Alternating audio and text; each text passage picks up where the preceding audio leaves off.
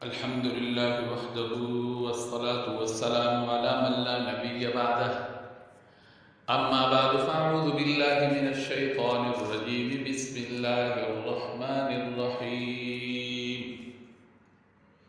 وسارعوا إلى مغفرة من ربكم وقال النبي صلى الله عليه وسلم وأوسطه مغفرة أو كما قال النبي صلى الله عليه وسلم.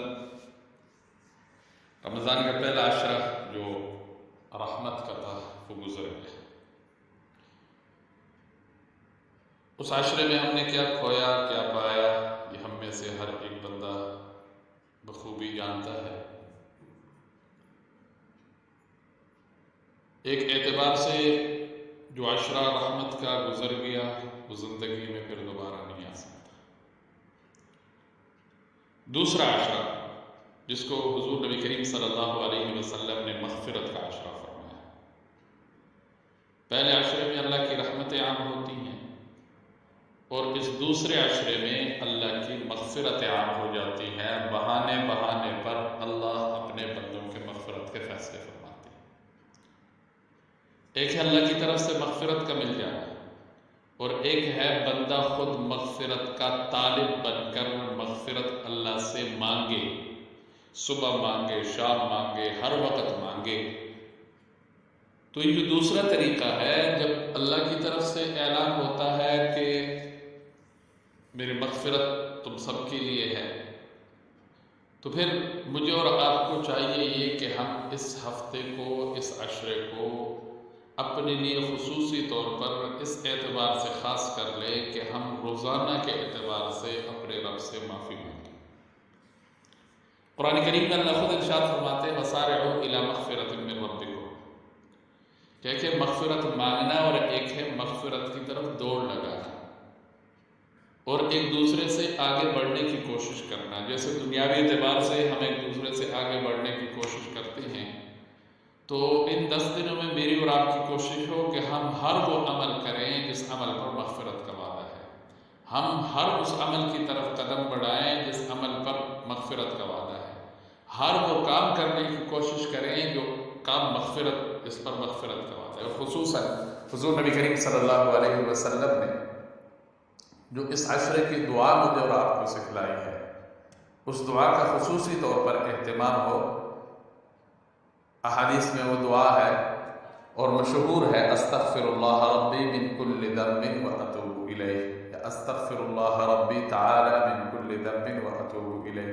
اس کی جگہ اگر آپ 5 وقت کلمہ استغفار کا پڑھنا چاہیں وہ پڑھ لیں، وہ بھی مغفرت کے لیے ہے، استغفار ہے.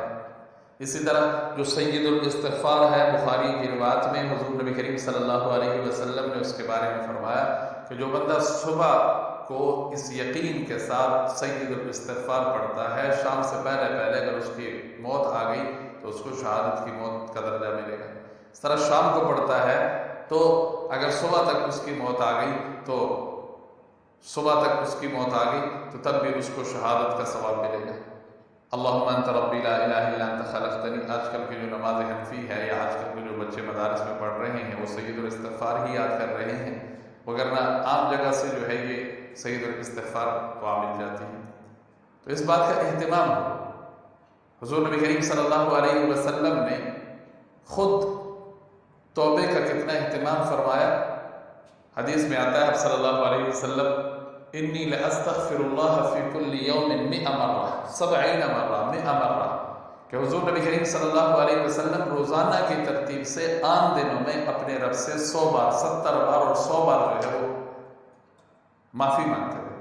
تو یہ جو 70 ہے یا 100 ہے یہ عربی میں کثرت کے لیے استعمال ہوتا ہے. جیسے ہم اپنی زبان میں کہہ رہے تھے 100 دفعہ تجھے کہہ چکا ہوں تجھے یاد نہیں ہے، تو 70 کثرت کے لیے ہے. تو گویا حضور نبی کریم صلی اللہ علیہ وسلم کا جو اکثری معمول تھا وہ اپنے رب سے معافی مانگنے کا تھا.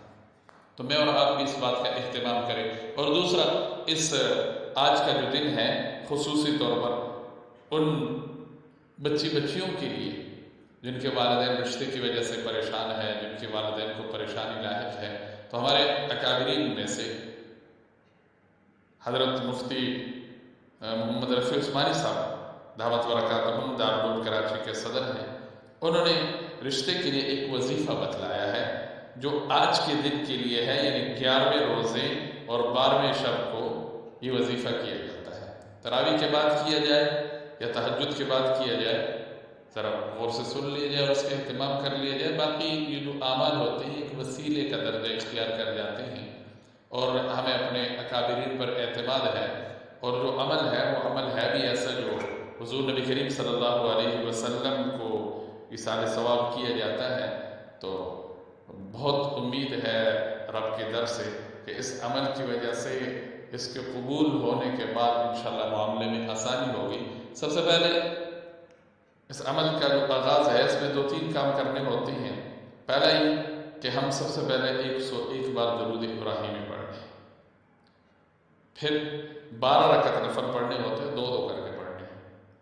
ہر رکعت میں سورہ فاتحہ کے بعد 12 مرتبہ سورہ فیل، الم تری کیف فعل ربک باصحاب الفیل، وہ سورت پڑھنی ہے۔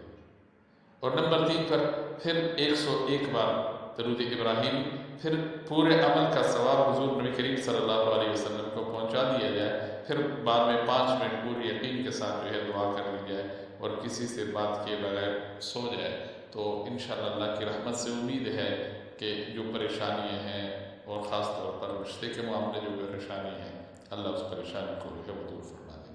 اس لیے کوشش کرنی چاہیے، اللہ مجھے اور آپ کو عمل کی توفیق نصیب فرمائے، خصوصاً اس عشرے میں جو استغفار کی کثرت ہے اور اپنے لیے معافی مانگنا ہے۔